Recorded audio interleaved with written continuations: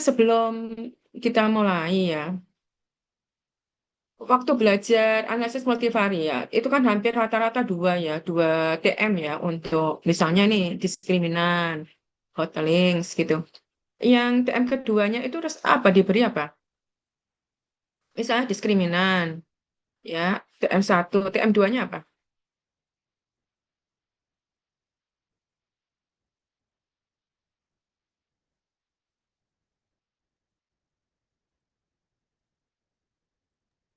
Kalau Bu Mahmudah kemarin itu kayak TM1 materi, TM2-nya tuh eh, praktek sendiri, Bu. TM2-nya presentasi pakai data data Sendiri, datanya sendiri. iya. Oh, ya sudah. Jadi, ya oke. Ini saya memberikan ini ya, hasil output, tapi yang ada di SPSS ya, tentang analisis faktor. Kemarin kita udah teori ya, tentang analisis faktor. Jadi, ini contohnya. Misalnya nih, Anda punya instrumen pengukuran ya, dikembangkan. Jadi ada, bentar, nah, kok nggak mau sih. Nah, ini ada instrumen pengukuran ya, ini dikembangkan untuk mencapai prestasi akademik mahasiswa. Nah, ada instrumen-instrumen itu ada beberapa item ya atau ada beberapa pertanyaan. Nah, pertanyaan ini nanti disebarkan ke 1.428 mahasiswa. Ya, jadi tujuannya adalah dari 16 item itu kita ingin tahu ya, karena memang dari analisis faktor itu kan dia mereduksi ya, mereduksi dari banyak variabel menjadi variabel-variabel yang lebih kecil ya, menjadi dimensi variabel yang lebih kecil. Nah, ini pertanyaannya tuh kayak gini. Instruktur mampu memahami kebutuhan mahasiswa. Instruktur memberi kesempatan bertanya. Instruktur dapat ditemui di luar kelas dan seterusnya ya. Termasuk ini ya sarana pembelajaran tersedia ya. Instruktur percaya diri ya. Terus instruktur fokus pada materi ya. Mahasiswa ingin belajar ya. Instruktur menguasai materi dengan baik ya. Instruktur menarik hati dan seterusnya. Nah, ini adalah instrumen-instrumen yang kita kembangkan ya, jadi tujuannya adalah untuk melihat capaian prestasi akademik mahasiswa. Jadi instrumen ini nanti disebarkan ke 1.428 mahasiswa. Nah, tujuan kita dari analisis faktor itu adalah dari 16 indikator ini atau variabel ini nanti kita reduksi ya menjadi faktor-faktor ya. Nah, kalau misalnya kita tidak tahu ya seperti ini. Instruktur mampu memahami, instruktur memberi kesempatan, instruktur dapat ditemui. Nah, ini kan sebetulnya kira-kira ya, dia membentuk satu faktor atau tidak gitu kan. Kalau sama sekali kita blank, nggak punya bayangan, ini nanti kira-kira berapa faktor yang terbentuk, nah kita pakai yang eksplorasi. Tapi kalau misalnya, oh nanti saya membutuhkan 3 faktor, ya terserah nanti yang faktor ketiga itu apa saja isinya. Ya, misalnya seperti itu ya. Nah, itu nanti baru konfirmasi.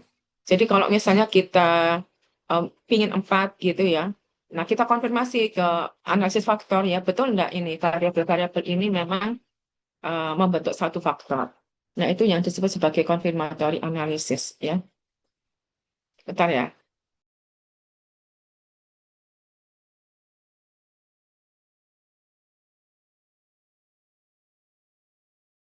Jadi tujuannya adalah untuk mereduksi ya. Nah, ini. Jadi nanti kalau masukkan di SPSS bentuknya kurang lebih seperti ini. Jadi item satu ya, item 13 ini sebagai variabel ya. Menempatkannya kan sebagai kolom. Kasusnya itu dia sebagai baris ya sebanyak 1.428. Nah, ini kita lewati ya. Kita, nanti kalau ingin tahu ya nanti bisa dilihat di sini. Nah, ini. Jadi kita lihat dulu ya statistika deskriptifnya ya. Jadi item satu itu rata-ratanya ini 4,52 ya, item 15 ya, atau pertanyaan 15 ya, 4,43 dan seterusnya. Ya, Anda juga sudah bisa menghitung standar deviasi ya, dan seterusnya.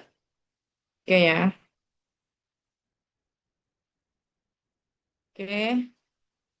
Coba kita cek ya kok hasilnya. Oh iya, datanya beda. Oke, oke, oke. Kita anggap datanya betul ya. Soalnya di sini ini jumlahnya 1312. Sementara di sini 9. Oh ini. Oh ini sudah disampaikan di sini. Jadi total datanya itu ada 1428 ya. Tapi ada yang missing. Nah, kalau ada yang missing itu oleh SPSS akan dianggap nggak dianalisis.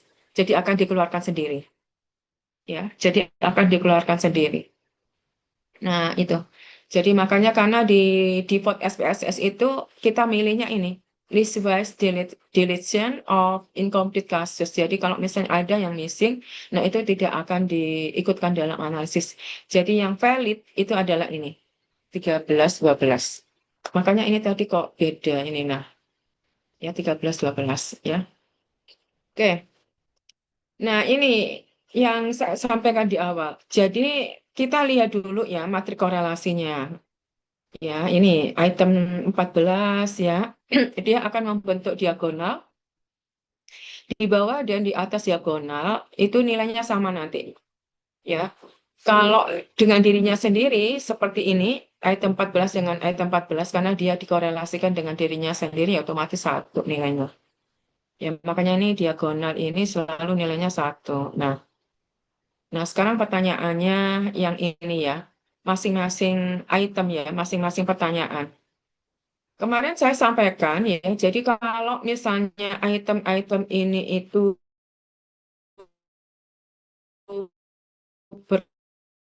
berrelasi sangarnya bagaimana? Ya salah satu variabel itu yang harus di skip ya, harus di delete ya. Seperti ini, kemarin juga pakai contoh ini ya. Jadi seperti ini, korelasi antara 15 dan 14, ini 0,6 ya. Ini tinggi sekali ini sebetulnya. 17 dengan 14, 5,8 ya. 23 dengan 14 itu juga tinggi ya, cukup tinggi ya. Sementara yang ini coba kita lihat ya, 17 dengan 15, 0,59. Jadi sebetulnya yang mau kita delete itu yang mana dulu? Ya, item 15 atau item 14. Ya, jadi Anda harus lihat dulu ya, korelasi-korelasi ini. Dalam mendelete variabel ya, itu jangan langsung dua gitu ya. Coba dilihat satu-satu dulu. Jadi yang paling tinggi korelasinya, nah itu baru yang kita coba nanti buang. Ya, jadi kalau kita lihat di sini ini tampaknya yang 14 ya. Karena korelasinya ini tinggi nih. Kalau yang 15 kan enggak ada yang 0,6 ya. Nah, terus batasannya berapa? Nah, itu versinya macam-macam ya. Jadi ada yang memberi batasan itu ya yang boleh dipakai itu 0,5 ke bawah. Ya. Tapi ada yang mengatakan di atas 0,5. Nah, seperti itu.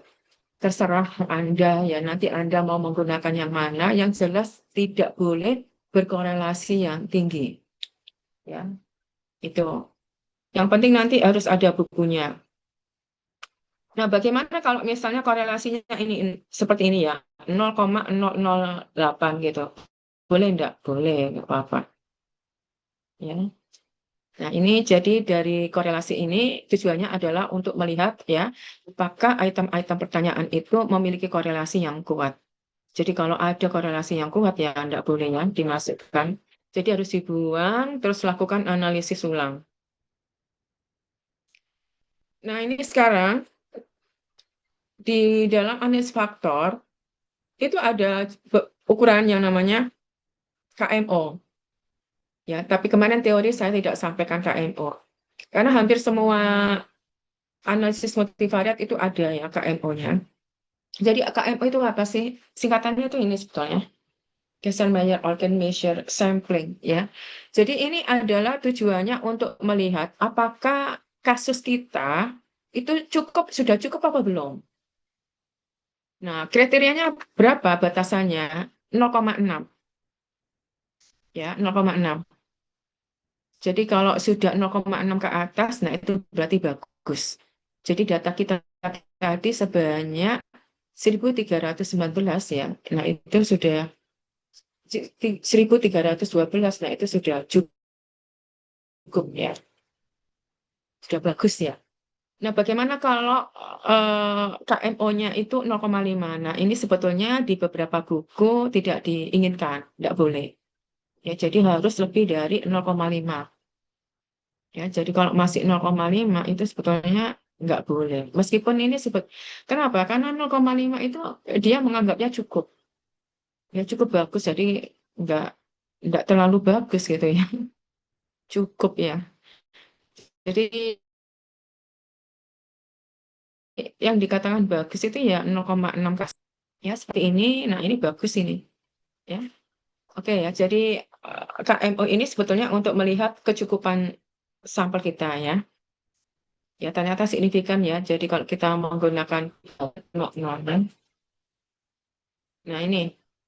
Jadi matrik korelasi adalah matrik identitas ya. Matrik korelasi bukan. Nah, karena signifikan jadi bukan. Kalau matrik identitas itu kan 0101 itu ya. Nah, kalau ini kan enggak. Ya, jadi udah cukup bagus. Tapi biasanya ini ada apa namanya seiring gitu ya. Jadi kalau KMO-nya memang bagus, ya otomatis nanti baretnya juga hasilnya bermakna. Ya, oke. Nah ini sekarang kalau di teori kemarin saya enggak memberikan ini ya anti image ya, tapi di output ya itu ada, termasuk R ya atau pakai SPSS. Nah anti image-nya itu ada. Jadi anti image itu yang di diagonal utama ya. Ya, dia letaknya di diagonal utama. Nah, dari anti image itu ya Anda cukup lihat ya nilainya. Harusnya nilainya lebih dari 0,5. Ya, seperti ini kelihatannya udah lebih dari 0,5 ya. Nah, ini berarti bagus. Ya. Jadi anti image itu juga sebetulnya untuk melihat kecukupan data kita ya. Ya, ini kan udah lebih ya 0,5 ya. Udah bagus ya 0,6, 0,7 gitu ya. Nah, ini berarti bagus data kita. Oke. Sampai sini ada yang mau ditanyakan dulu? Belum ya? Halo? Nah, belum. Nah, sekarang ini ukuran yang kemarin kita pelajari communality ya, atau notasinya adalah hal-hal kecil ya, H kuadrat ya. Jadi ini adalah didefinisikan sebagai jumlah kuadrat faktor loading. Nah, kemarin. Ya, jadi nilai-nilai dari setiap komponen ya, dari masing-masing item ya, itu nanti dikuadratkan semua, terus habis itu dijumlah. Nah, kalau nilainya itu dia lebih dari 0,5, nah berarti bagus. Ya, kemarin kita udah ngitung itu ya, pakai data bukan ini yang saya pakai ya. Nah, ini dari hasil communality-nya itu ya, dari setiap item, nah ini kelihatan ya, 0,69, 0,72, dan seterusnya. Ya, jadi item 1, ya komponen 1 itu berapa, item 1, komponen 2 berapa, nah itu dikuadratkan di jumlah, nah, nanti jumlahnya seperti ini. Ya, kalau pakai SPSS kita langsung menemukan angka-angka ini ya, jadi nggak perlu susah-susah itu. Nah, setelah itu ya, setelah communalities tadi ya, ada beberapa ukuran dari analisis faktor itu adalah varian, ya, total varian. Nah, komponen di sini itu sebetulnya menunjukkan faktor, ya. Jumlah faktor itu biasanya sama dengan banyaknya variabel. Nah, tadi kita punya variabelnya itu 16. Nah, ini coba dihitung ya. 1, 2, 3, 4, 5, 6, 7, 8. Iya kan, 16.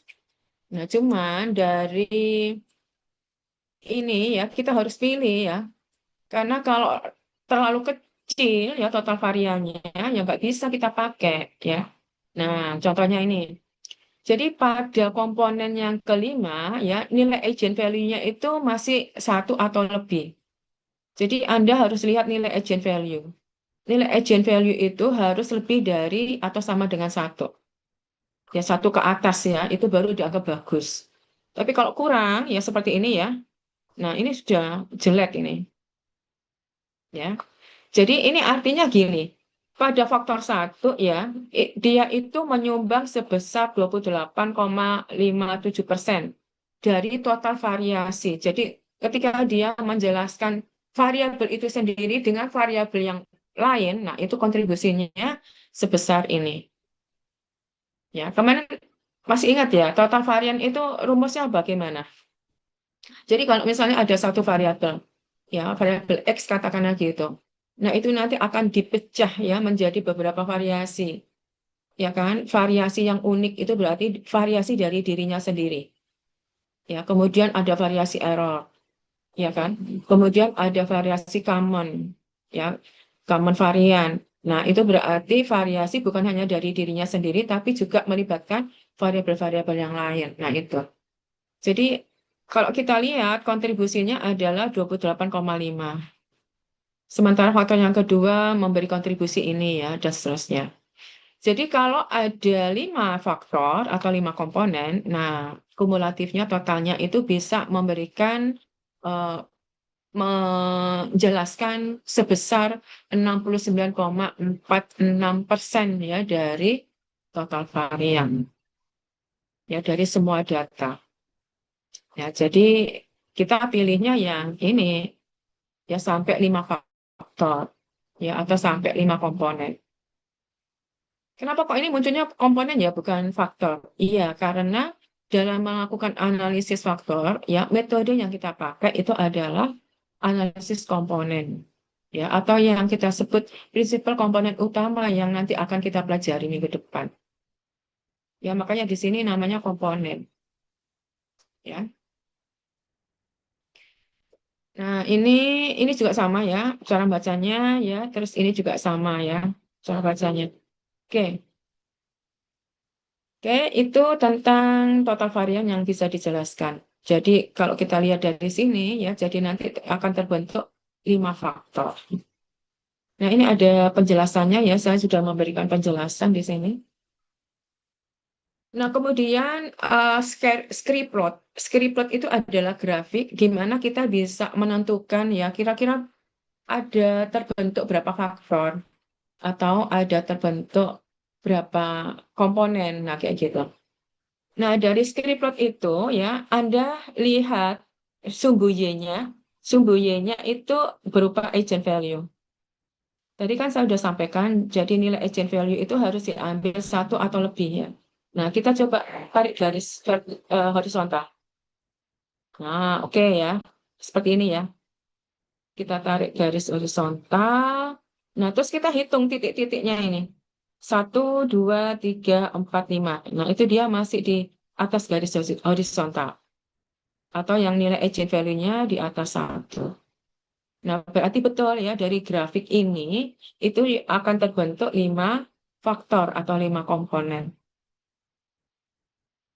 Ya, jadi sumbu horizontalnya ini adalah jumlah komponennya. Semakin semakin apa namanya ke bawah ya itu nilai script plotnya semakin rendah ya atau nilai agent value-nya juga semakin rendah. Makanya nanti grafiknya dia akan menurun. Seperti ini ya. Nah, ini kan turun ini dia. Ya. Oke ya. Nah, itu kita melihat dari tampilan grafik ya. Kalau misalnya Anda nggak melihat dari grafik ya, Anda cukup melihat dari ini, variasinya ini boleh aja, nggak apa-apa. Cuman di software ya, banyak software ya, entah R ataupun SS itu disediakan lengkap ya, termasuk juga grafiknya ya, grafik script plot. Nah, ini tadi ya komponen dari faktor ya yang terbentuk. Ya, jadi tadi kan agent value-nya yang terbentuk adalah 5 kan. Nah, berarti yang terbentuk ada 5 faktor. Nah, 5 faktor itu kita coba amati. Misalnya ini, item 14, item 15, item 17, item 23. Dia itu ternyata loading faktornya itu paling tinggi dibandingkan komponen-komponen yang lain. Ya, item 14. Di komponen 1 itu negatif 0,047 ya. Rendah kan? Ini juga komponen 3. Rendah, rendah, rendah. Jadi yang paling tinggi itu dia berada di komponen kedua. Nah, kita tandai ya, kita highlight ya, seperti ini ya. Kita lihat lagi yang item 15. Nah, komponen 1 dia rendah ya, komponen 2 rendah, komponen 3, 4, ya, 5, komponen 2 tinggi ya. Komponen 3 rendah, 4 rendah, 5 rendah. Nah, nanti di highlight lagi ya, seperti ini. Terus komponen item ini yang 17. Nah, dilihat yang paling tinggi ya. Nah, nanti di highlight ya. Bentuknya seperti ini nanti. Di dalam melihat komponen matrik ini ya, Anda nggak perlu melihat tanda positif negatifnya. Diabaikan aja tanda positif negatifnya. Yang penting yang perlu dilihat itu adalah faktor loadingnya. Ya. Nah, ada batasannya. Kapan dikatakan dia membentuk satu komponen ya atau satu faktor? Nah, ini batasannya adalah lebih dari 0,4. Ya, seperti ini ya. Ini masih rendah ini ya. Yang item 47 ini. Ya, si rendah. Ini rendah, rendah. Jadi yang paling tinggi itu di komponen keempat. Nah, ini tadi yang kita coba hitung ya. Berapa sih commonalities-nya? Nah, itu kan dari ini kan, ini dikuadratkan ya masing-masing, terus nanti dijumlah, nah nanti akan terbentuk ini. Nah, ini 0,694. Mau dihitung? Halo? Kalau mau dihitung silakan, enggak apa-apa. Tapi di teori saya sudah sampaikan, ya. Di teori sudah ada cara penyelesaiannya. Nah, jadi maksudnya, jadi kalau Anda ingin melihat atau ingin menghitung ini, komunalitasnya, nah itu dari sini, ya. Tapi kalau ingin melihat nilai agent value-nya, nah itu dari sini ke bawah.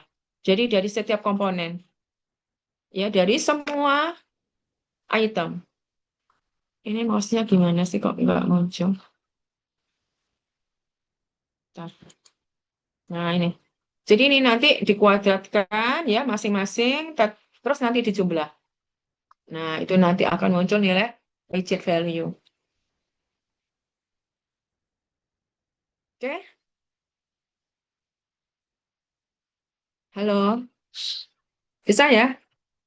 Kalau pakai software enak ya, gampang. Jadi semua nilai data ya parameter sudah muncul semua ya, tinggal diinterpretasikan aja. Nah, ini sekarang yang membedakan dengan prinsipal komponen analisis ya, tapi kita belum belajar ya, enggak apa-apa. Jadi kalau pada analisis faktor, oh ya, sebentar, belum lupa. Ini kan ada tulisan rotated ya, dirotasi. Jadi kadang ya, kadang item 14 misalnya, ini ada nilai-nilai yang ambigu. Ya, jadi misalnya ini, komponen 1 dia juga tinggi ya, 0,79 gitu misalnya. Atau 0,71 gitu ya. Nah, cukup tinggi kan? Nah, jadi dia ambigu, dia bisa masuk di komponen 1, tapi dia juga bisa masuk di komponen 2. Nah, kalau misalnya Anda mengamati ya nilai-nilai itu ada yang seperti itu, maka Anda perlu melakukan rotasi data. Tapi kalau sebelum dirotasi sudah bagus seperti ini, ya nggak perlu dirotasi. Ya, jadi di SPSS ya atau software tertentu ya itu selalu menyediakan. Ya, jadi rotasi itu hanya dilakukan jika nilai-nilai yang di sini itu dia ambigu. Ya, sama-sama tinggi gitu ya. Nah, jadi sehingga Anda bingung ini dia masuk di mana gitu ya. Nah, itu. Oke. Nah, terus yang membedakan dengan prinsipal komponen analisis ya. Jadi pada analisis faktor, komponen-komponen yang terbentuk ini akhirnya harus Anda beri nama. Ya, jadi komponen-komponen ini pada akhirnya harus Anda beri nama. Jadi kalau komponen 1 itu dia diwakili oleh item 41, ya, item 46, terus item 49, dan item 51.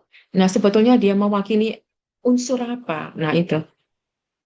Coba dilihat ya. Item itu tadi pertanyaannya tentang apa? Nah, item 41. Nah, ini. Instruktur fokus pada materi. Item 41. Terus item 4 berapa? 6 ya. Instruktur menggunakan contoh yang relevan. Terus item berapa? 51. Instruktur dapat menjelaskan materi. Nah, kira-kira Anda harus membentuk komponen itu menjadi sebuah variabel dengan nama baru. Yang isinya itu adalah 46 dan 51. Nah, kira-kira apa? Nah, itu yang harus dipikir ya. Kalau Anda menggunakan analisis masuk eksploratory. Tahu ini. Ini kalau di rumah masih ada gangguan banyak. Bentar.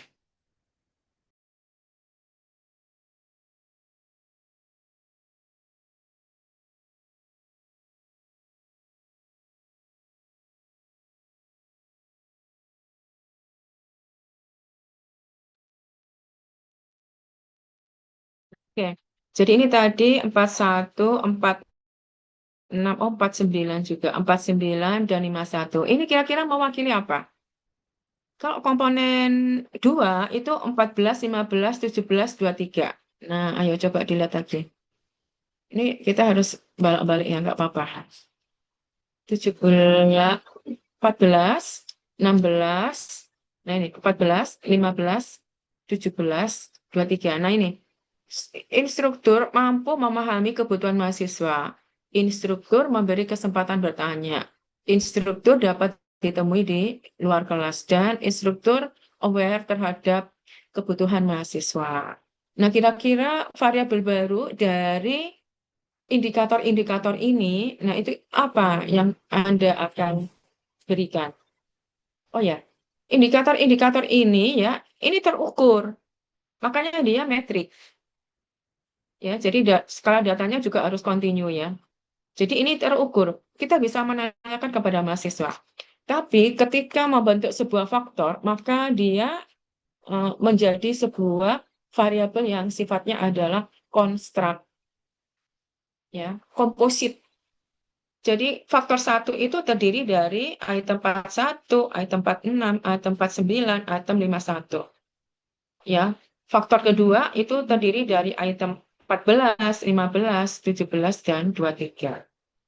Begitu seterusnya. Ya. Nah, jadi Anda harus memberi nama faktor-faktor ini. Nah, ini. Jadi faktor 1 itu didefinisikan oleh item 41, 46, 49, dan 51. Faktor 2 didefinisikan oleh item 14, 15, 17, dan 23. Dan seterusnya ya. Nah, jadi Anda harus pada akhirnya harus memberikan nama baru dari faktor-faktor ini. Ya, faktor-faktor yang terbentuk ini. Nah, ini misalnya nih faktor 1. Ya, jadi karena faktor 1 itu misalnya berhubungan dengan IQ instruktur ya. Karena pertanyaannya itu instruktur fokus pada materi, instruktur menggunakan contoh yang relevan ya. Instruktur menguasai materi dengan baik. Instruktur dapat menjelaskan materi. Nah, berarti kan terkait dengan IQ instruktur. Yang nomor 2 itu apa? Ini ya, yang ini ya. Nih. Yang kedua itu instruktur mampu memahami kebutuhan mahasiswa yang ini ya. Oh ya, dalam membuat faktor ini kan saya tulis faktor 1, faktor 2 ya. Nggak sesuai ini, boleh nggak apa-apa. Yang penting eh, mendeskripsikan faktor ya, misalnya ini, itu itemnya harus sesuai ya. Jadi kelompok item ini itu harus menggambarkan faktor itu ya. Meskipun nanti Anda nulisnya faktor 1 gini ya, nggak apa-apa ya. Yang ini tadi apa ini? Yang ini saya memberi nama sosial emosi instruktur. Instruktur mampu memahami kebutuhan mahasiswa. Instruktur memberi kesempatan tanya. Loh, ada yang ada yang ya.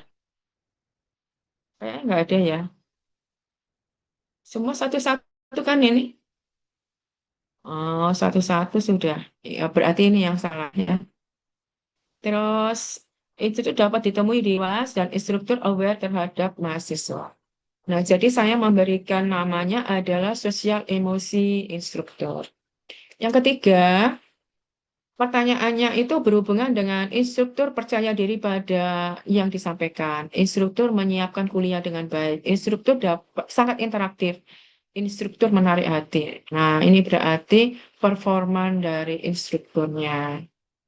Nah, sekarang yang faktor keempat ya. Faktor keempat ini ada dua ya.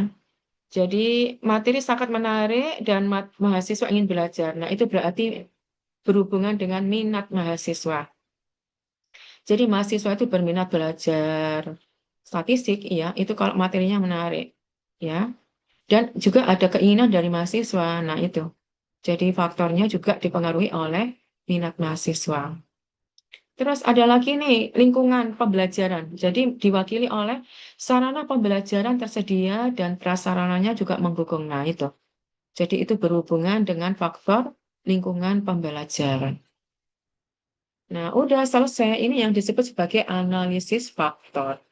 Nah, ini yang disebut sebagai exploratory ya, EVA ya, EVA, exploratory factor analysis. Nah, bedanya dengan konfirmatory apa? Kalau konfirmatory ya, faktor-faktor ini sudah ada gitu. Anda hanya ingin mengkonfirmasi benar enggak? Ya, seperti ini ya. Ini ada 5. Ya, benar enggak? Item-item ini itu mewakili faktor itu. Kalau misalnya ada yang tidak signifikan ya, jadi misalnya loading faktornya itu jelek sekali ya, terus dia itu masuk di komponen yang lain. Nah, itu berarti ketika mau mengkonfirmasi, mungkin yang variabel ini yang mahasiswa ingin belajar ini perlu di-delete. Jadi nggak cocok. Nanti harus dilakukan analisis ulang. Ya, itu caranya kalau Anda melakukan analisis waktu. Nah, udah.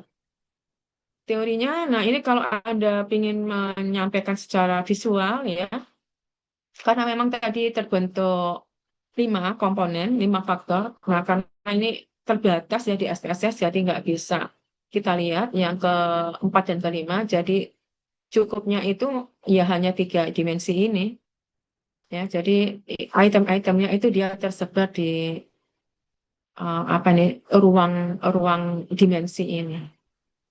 Jadi kalau digambar ya kurang lebih seperti ini. Ya, jadi faktor 1 itu tadi dia mewakili ini ya. Faktor 1 nah ini. Ya, faktor 2, faktor 3 dan seterusnya. Oke ya. Nah, udah selesai. Nah, ini. Jadi faktor 1 ada 1 2 3 4 ya. Faktor 3 ada 1 2 3 4 juga. Faktor 5 ada 2. Faktor 4 ada 2. Faktor 2 ada 1 2 3 4. Jadi 16 variabel tadi direduksi menjadi 5 faktor. Nah, itu dan faktor itu menjadi sebuah variabel baru ya kalau Anda melakukan exploratory analysis. Tapi kalau misalnya Anda melakukan CFA confirmatory, nah faktor-faktor ini sudah ada. Ya hanya yang Anda butuhkan adalah ketika melakukan dengan analisis faktor, benar enggak item ini tuh ya semua itu memang diwakili oleh analisis diwakili oleh faktor 1. Ya, kalau misalnya ada satu item yang tidak terwakili di faktor 1, nah Anda harus delete. Itu kalau Anda menggunakan yang konfirmatory. Ya, itu bedanya ya, CFA sama EFA. Nah, udah selesai. Siapa yang mau tanya?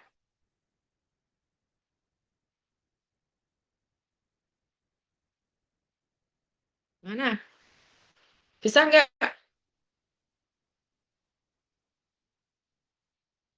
Bisa, ngerti ya? Halo? Memang ya kalau Anda nggak latihan, nggak nyoba gitu agak susah memang. Harusnya memang latihan ada sendiri coba. Itu baru baru ngerti nanti. Misalnya nih, apa ya? Contoh lagi apa ya? Nah, IPM. IPM itu kan dipengaruhi oleh pendidikan gitu ya, terus apa ya. Nah, itu kan sudah ada. Nah, itu nanti Anda bisa lakukan analisis faktor, Anda konfirmatori. Benar enggak itu? Nah, itu bisa itu. Kasusnya semua data yang ada di Indonesia, ya dari semua provinsi. Cuman datanya kecil ya kalau provinsi ya. Nah, analisis faktor itu ya butuh data yang besar. Kalau datanya kecil itu nggak bisa nanti, susah. Kemarin di teori saya sudah sampaikan ya. Jadi kalau misalnya, saya coba teorinya. Mana kemarin saya sudah sampaikan. Di mana ya kemarin? Oh, ini. Coba saya share dulu ya. Saya share. Nah, ini kan. Jadi kalau misalnya sampel Anda itu 100, nah jadi loading faktornya itu ya sekitar ini ya 0,5 itu boleh ya.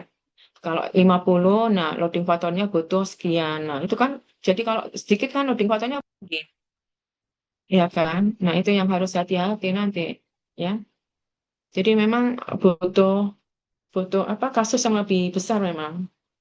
Nggak bisa kalau kasus yang kecil itu nggak mungkin nanti ya. Nah, oh ya, ini kemarin kita udah belajar tentang validitas ya. Jadi kita leading faktornya tadi ya. Jadi kalau dia sudah di atas 0,5 ya udah secara valid itu bagus. Ini ya. Nah, ini tadi ya. Kemarin kita udah belajar juga kan teorinya. Jadi kalau ada nilai ambigu seperti ini perlu dirotasi. Jadi tujuan rotasi ya nilai-nilai loading faktor yang dia masuk di faktor 1 ya memang benar di faktor 1 ya. Kalau di faktor 2 ya memang benar dia di faktor 2. Ya, jadi kalau Anda menemukan nanti datanya seperti ini ya ini memang perlu dilakukan rotasi. Ya. Oke. Nah, ini valid reliabilitas. Nah, reliabilitas itu yang ini tadi. Jadi kalau kan tadi kita udah punya ini ya, kita udah punya ini katakan udah betul. Jadi faktor 3 ini ya, itu terdiri dari 3 ini, 3 variabel atau 3 item. Nah, ini nanti lakukan reliabilitas ya menggunakan Cronbach alpha. Ya, lakukan secara terpisah ya. Jadi kalau pakai SPSS ya analisis ya, kemudian pilih yang reliabilitas data. Nah, nanti pilih Cronbach alpha-nya. Ya, kriterianya itu ini. Dia harus lebih atau sama dengan 6. Ya, tapi di sini ya memang semakin tinggi itu memang semakin bagus. Ya. Jadi ada banyak batasan ya, tapi rata-rata itu ya lebih sama dengan 0,6 ya. Kadang memang di beberapa metode statistik itu dia memberi batasan sendiri ya. Ya seperti ini ya di analisis faktor ya. Itu kan dia memberi batasannya harus lebih dari 0,7. Terus ingat ya waktu kita belajar regresi logistik. Nah, menentukan outlier-nya itu juga kan dari SPSS sendiri ya, default-nya adalah 2,5. Ya, itu sudah dikatakan dia outlier, nah kayak gitu. Jadi setiap metode statistik kadang juga punya batasan sendiri untuk menentukan ya seperti ini ya, reliabilitasnya harus lebih dari 0,7. Ya, jadi nanti Anda bisa lakukan secara terpisah ya. Oke, ada yang mau ditanyakan? Nah, itu materi kita. Bisa? Jadi nanti kalau kita nggak mungkin ngitung manual ya. Kalau ngitung manual ya berarti nanti kita harus hitung total varian. Ya, total varian. Terus kalau common varian itu kan berarti juga melibatkan variabel-variabel yang lain ya. Atau nanti pada saat ini aja ya, apa prinsipal komponennya nanti akan saya tunjukkan. Ya, apa sih artinya kovarian, ya, varian gitu ya. Nanti akan saya tunjukkan itu. Ya, sebetulnya analisis faktor sama prinsipal komponen itu ya mirip-mirip.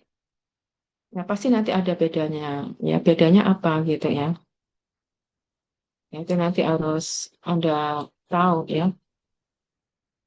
Bedanya itu ya itu tadi ya. Jadi kalau pada analisis faktor, faktor itu harus diberi nama ya. Tapi kalau prinsipal komponen analisis ya, nah itu komponen-komponen yang terbentuk itu tidak perlu diberi nama. Sama-sama mereduksi data ya. Nah itu aja bedanya. Oke. Hmm.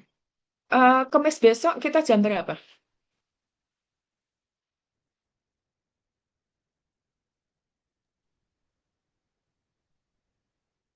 Kalau nggak salah ada jam 1, Ibu.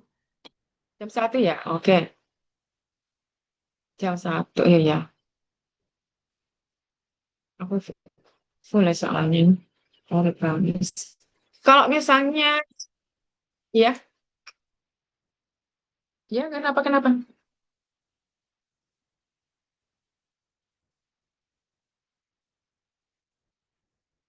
Belum, belum aku lupa baru hari ini tadi aku baru ingat. Kemarin lupa soalnya seminggu ini tuh full ya sampai sore-sore. Ini tadi juga habis kuliah, iya. Minggu depan juga. Ya nanti aku diingetin ya. Ini tak tunjukin contohnya aja. Nanti mungkin minggu depan kita coba memahami dulu sedikit aja ya tentang, nah ini ya, ini ya. Jadi kalau kita belajar prinsip komponen analisis, nah itu kita harus bisa paham dulu ya tentang standar deviasi, varian, kovarian gitu ya. Agent vector, agent value ya. Tapi untuk yang agent vector sama agent value itu kita nggak bisa ngitung manual ya. Kemarin juga satu sudah tunjukkan ya. Kalau menghitung manual begitu rumit dan kita harus pakai apa namanya matrik ya. Jadi dasarnya itu harus menggunakan matrik kovarian. Ya, baru nanti kita bisa menghitung prinsip komponen analisisnya. Nah, jadi nanti mungkin sekedar pengetahuan aja ya tentang agent value dan agent vector. Ya, tapi kayaknya kita sudah paham kan yang dimaksud dengan agent value itu adalah untuk melihat atau sebuah ukuran yang digunakan untuk melihat variasi data. Ya, secara keseluruhan ya, total varian ya. Itu. Makanya nilainya harus lebih besar sama dengan 1. Nah, ini kalau standar deviasi dulu kita belajar seperti ini ya. Jadi kalau ada data ya seperti ini kita bisa langsung hitung ya.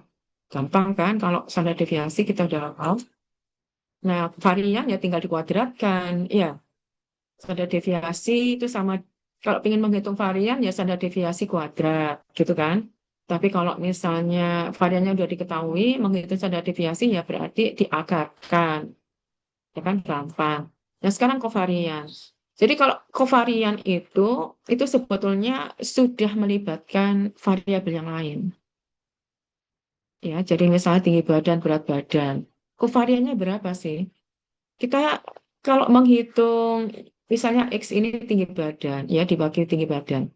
Nah, kita hitung dulu ya penyimpangan setiap nilai dari nilai rata-rata itu. Yang Y ini misalnya berat badan, itu juga nanti kita harus hitung. Nah, jadi kalau kita ingin lihat kovarian dari keduanya ini, ya nanti dibagi dengan N-1. Nah, seperti itu ya, cara menghitung kovarian ya. Jadi kalau misalnya variabelnya lebih dari 2, bagaimana? Ya sama caranya ya. Nah, ini caranya ya. Baru nanti masuk di kovarian matrik. Nah, ini udah mulai rumit ini kalau sudah kayak gini. Jadi yang kita pelajari itu ya matrik. Jadi ini bentuknya adalah ini ya, matrik di mana diagonal utamanya itu adalah varian. Jadi kalau misalnya kovarian antar dirinya sendiri ya dengan X, nah itu sama dengan varian. Varian dari variabel X, varian dari variabel Y, varian dari variabel Z. Ya, jadi ini adalah varian itu sendiri ya, dirinya sendiri. Beda dengan korelasi.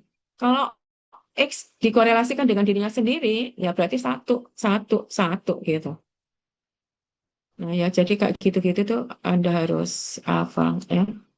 Nah ini konsep agent value, agent vector, ini nanti nggak bisa kita hitung ya manual ya. Ini kurang lebih konsepnya nanti. Nah seperti ini ya. Oke, baru nanti masuk di PCA ya. Jadi PCA itu ya dasarnya agent value, ya agent vector ya. Sama seperti kita belajar analisis faktor.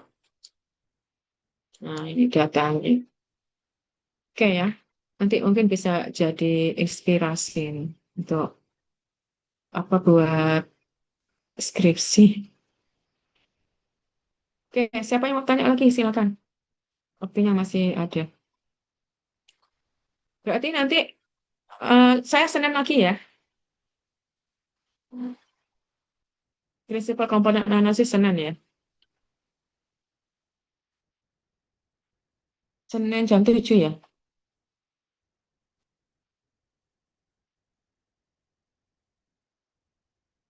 Ya udah, oke. Besok udah siap belum? Besok udah siap belum?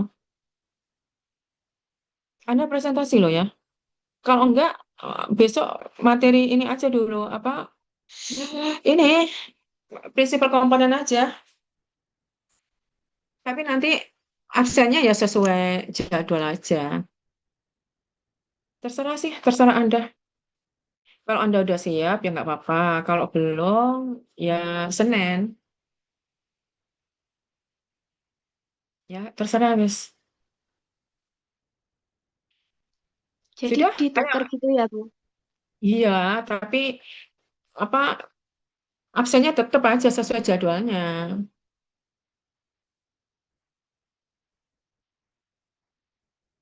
Besok sudah siap, tah? Ada? Belum. Belum ada. Belum punya ini.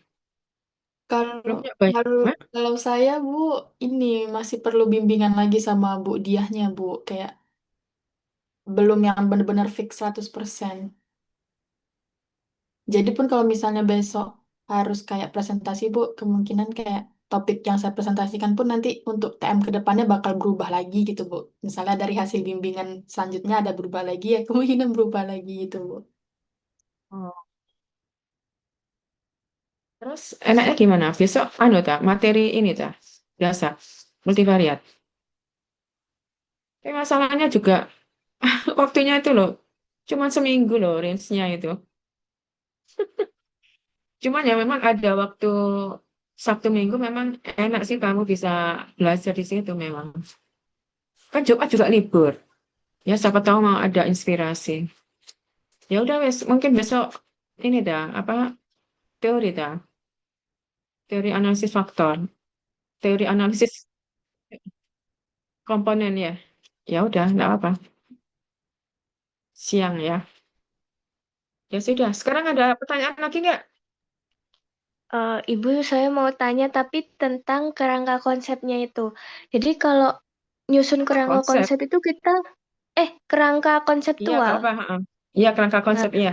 itu eh, kita harus tahu teorinya dulu ya, Bu, untuk Nah, merangkai kerangka jelas. konsep itu.